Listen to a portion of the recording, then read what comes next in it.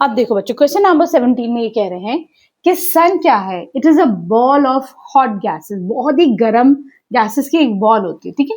तो अंदर का जो टेम्परेचर है that is around 10 to the power 7 kelvin, ठीक है।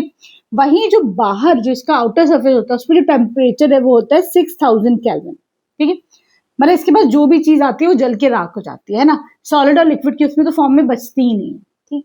अब ये कह रहे हैं बच्चों कि तुम्हें ये बताना है इसकी मास डेंसिटी निकालो, सन की मास डेंसिटी निकालो। तो उसका फॉर्मूला क्या होता है? उसका फॉर्मूला होता है मास अपॉन वॉल्यूम, ठीक।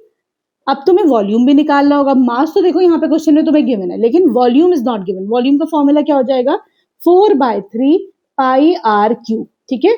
तो कर लेते हैं 4/3 इंटू 3.14 इंटू रेडियस कितना गिवन है? रेडियस गिवन है 7 to 10 to the power 8, ठीक है। इसका हम क्यूब कर देते हैं, राइट। तो इसका आंसर आ रहा है तुम्हारे पास 1.437 into 10 to the power 27 metre cube. ये तो वॉल्यूम आ गया, ठीक है, क्लियर है। अब हमें मास डेंसिटी निकालना है, तो बहुत सिंपल है, इसी फॉर्मूले में रख देते हैं हम, है ना।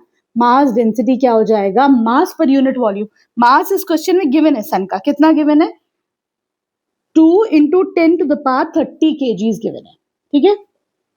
और ये हमने वॉल्यूम निकाल लिया 1.437 इंटू 10 to the power 27, ठीक है। ये क्या है? पर मीटर क्यूब, राइट।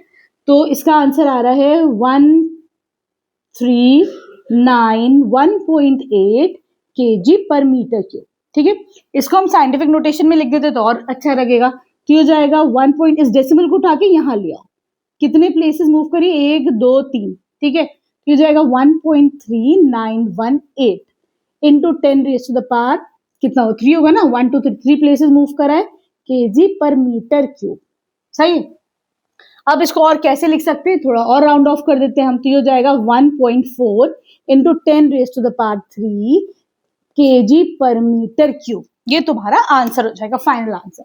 अब क्वेश्चन में एक पार्ट और है, ये कह रहे हैं जो इसका मास डेंसिटी है वो किस रेंज में लाई करेगा? वो लिक्विड में, सॉलिड में या गैसेस फॉर्म में लाई करेगा? उस रेंज में लाई करेगा। तो देखो बच्चों, जो गैसेस का जो मास डेंसिटी होता है, जो गैस का जो मास डेंसिटी होता है वो बहुत कम होता है। क्यों कम होता है? क्योंकि सपोज करो कि एक रूम में हम ऐसे करके देखते हैं, एक सेकेंड, एक रूम है, ठीक है। इसमें मैं अगर 100 स्टूडेंट्स को बिठा देती हूँ तो मास डेंसिटी बहुत ज्यादा हो जाएगा, है कि नहीं। वहीं इस रूम में अगर मैं 10 बच्चों को बिठाती हूँ या 3 बच्चों को, 5 बच्चों को, तो अब क्या होगा? मास डेंसिटी कम हो जाएगा, है कि नहीं। क्यों? क्योंकि यहाँ पे जैसे गैसेस में सॉलिड्स क्या होते हैं और लिक्विड्स बहुत ही क्लोजली पैक्ड होते हैं, लेकिन गैसेस में ये जो इंटर स्पेसिंग होती है वो बहुत ज्यादा होती है। उसकी वजह से जो इसका मास डेंसिटी था वो कम हो जाता है।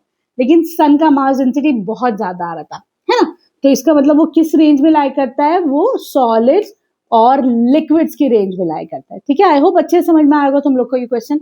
वीडियो पसंद आई है तो प्लीज चैनल को सब्सक्राइब करना, एक अच्छे से कमेंट कर देना, अपने दोस्तों के साथ शेयर कर देना। Thank you for watching Braino solutions.